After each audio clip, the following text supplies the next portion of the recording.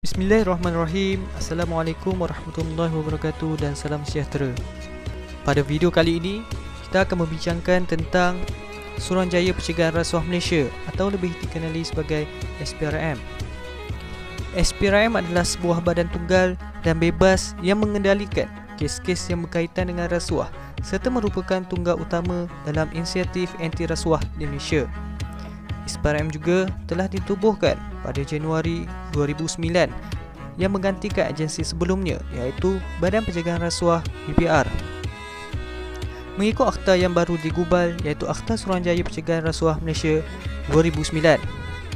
Seterusnya, peranan SPRM adalah untuk membasmi rasuah, penyalahgunaan kuasa dan penyelewengan di Malaysia dengan fungsi yang berdasar kepada prinsip bebas, telus dan profesional dalam melaksanakan tugasnya. Seterusnya, kita akan membincangkan tentang apakah itu rasuah. Secara umumnya, rasuah merupakan suatu perbuatan sama ada memberi atau menerima suatu suapan yang berbentuk wang tunai atau barang berharga sebagai upah bagi melakukan suatu perbuatan yang mempunyai kaitan dengan bidang tugas seseorang itu. Sebagai contoh, seorang kontraktor memberikan hadiah berbentuk jam tangan berharga kepada seorang pegawai kerajaan bagi meneruskan projek pada syarikatnya. Seterusnya, kita pergi pula kepada jenis-jenis kesalahan rasuah mengikut Akta Suruhanjaya Pencegahan Rasuah Malaysia pada tahun 2009. Berdasarkan SPRM 2009 di bawah Akta 694, terdapat 4 kesalahan rasuah yang utama iaitu: pertamanya, meminta dan menerima rasuah di bawah Seksyen 16 dan 17A SPRM 2009. Manakala yang keduanya pula memberi suapan di bawah Seksyen 17B SPRM 2009.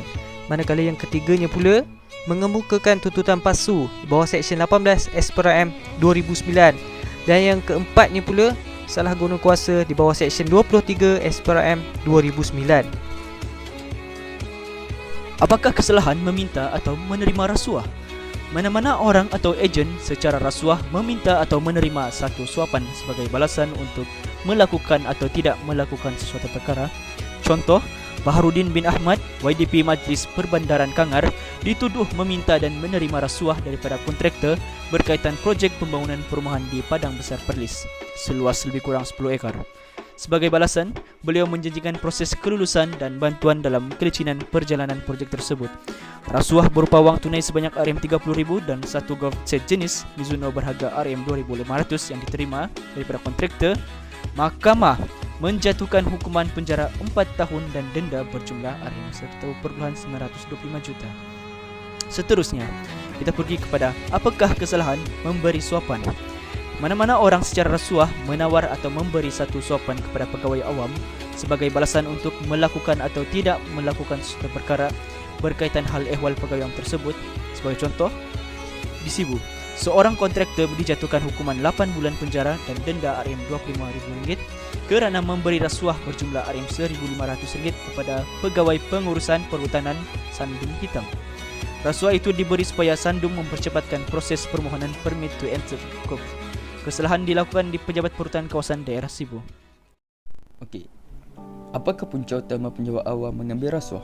Adakah disebabkan gaji yang kecil atau sebaliknya? Pihak Suruhanjaya Pencegahan Rasuah Malaysia SPRM sememangnya ada menjalankan kajian terhadap pelakuan rasuah di kalangan penjawat awam. Kajian mendapati punca pendapatan atau penetapan tanggal gaji yang kecil dan rendah bukannya punca utama atau satu-satunya punca mengapa penjawat awam mengambil rasuah. Di antara punca utama yang menyebabkan berlakunya rasuah di kalangan penjawat awam adalah kecenderungan mereka untuk: yang pertama, mempunyai gaya hidup di luar kemampuan; yang kedua, sikap tamak dan haluba; yang ketiga, wujudnya ruang dan peluang untuk melakukan perbuatan rasuah; yang keempat, tahap integriti yang rendah di dalam kalangan pegawai terbabit. Itu sahaja. Terima kasih. Perbuatan memberi atau menawarkan rasuah sama beratnya dengan kesalahan menerima rasuah. Rasuah ini sekiranya tidak dipanteras, ianya boleh memberikan kesan buruk terutamanya kepada sistem pentadbiran negara. Oleh itu, dengan adanya Akta Pencegahan Rasuah ini, ia dapat melahirkan masyarakat yang lebih beramanah dalam melaksanakan tugas dan seterusnya mewujudkan kestabilan dalam sosial negara. Itu saja, terima kasih.